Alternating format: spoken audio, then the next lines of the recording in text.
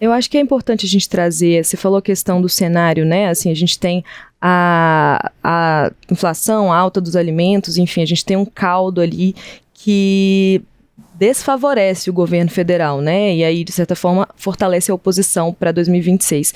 Fred, eu queria que você falasse um pouco sobre você trouxe um pouco no início, mas só para a gente tentar fazer esse paralelo da situação na Alemanha antes da eleição, né? Qual que era ali o ponto de insatisfação, enfim, você fala da questão do desemprego, né? Sim.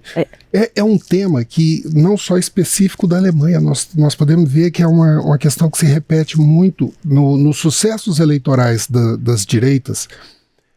Nós temos alguns temas que realmente acabam se repetindo, e a Fran fez muito bem falando assim, essa questão do crescimento do eleitorado jovem. No caso da alternativa para a Alemanha, foram mais ou menos 23% dos eleitores entre 25 e 38 anos votaram no alternativa para a Alemanha agora. Uma outra questão, pegando nesse ponto que você me pediu para recuperar, a Alemanha vinha de um problema econômico, de um desgaste econômico que foi muito bem instrumentalizado. Né? As direitas internacionais trabalham isso muito melhor do que as esquerdas. Você vê a eleição do Milei na Argentina, foi baseada na hiperdesvalorização do peso em relação ao dólar, e essas propostas dele do motosserra levaram a um bom resultado. Um pouco diferente foi em El Salvador com Bukele, né, que pegou o lado da segurança pública, que também é um tema muito caro para as direitas e que elas trabalham muito melhor do que as esquerdas aqui, tanto na América Latina quanto na Europa. A questão da imigração, ela é vista não só do ponto de vista dos gastos públicos, mas também do medo e da insegurança que ele causa. A gente lembra disso no caso da eleição do Trump, em que ele apontava os imigrantes como uma ameaça à segurança pública dos Estados Unidos, apesar dos dados específicos lá não mostrarem que a maior parte dos crimes contra patrimônio e crimes contra a vida fossem praticados por estrangeiros ou migrantes. Mas isso é um cenário que a gente vê em praticamente tudo. E a gente tem visto na Europa esse crescimento também muito baseado nesse binômio, economia e segurança / migração. Né? Nós tivemos o crescimento na Dinamarca, a eleição na Áustria, crescimento, a eleição já há algum tempo na Hungria. Né? Nós temos duas forças no Parlamento Europeu muito fortes, e nos seus próprios países, na França e na Itália, que são forças de direita que estão crescendo. E também, como a Fran falou aqui, assim, no Brasil, a gente não pode entender a direita como uma questão única. Né? Lá na Alemanha, você vê que tem uma vitória da direita conservadora e um avanço da direita mais extrema.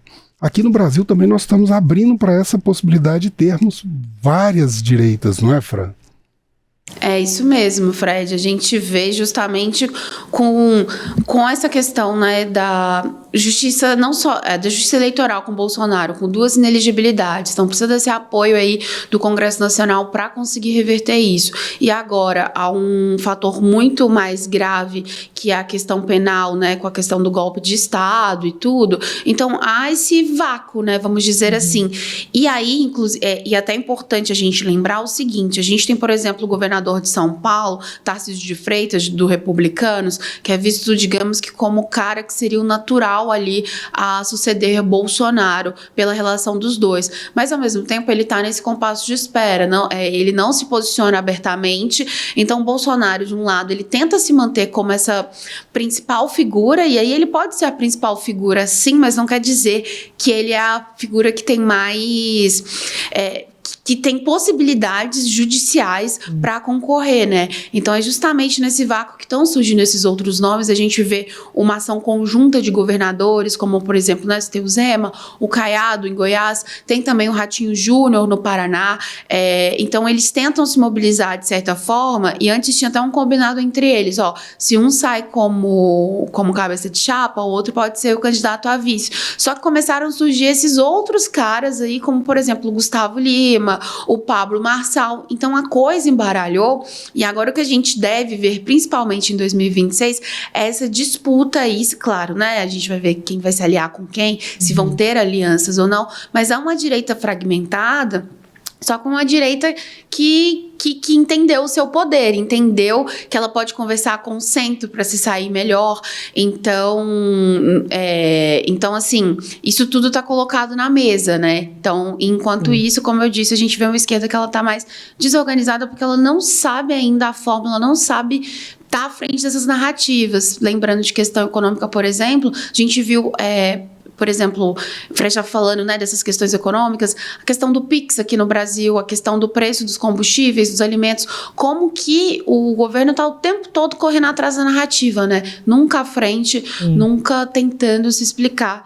E quando se explica, não passa uma credibilidade ainda.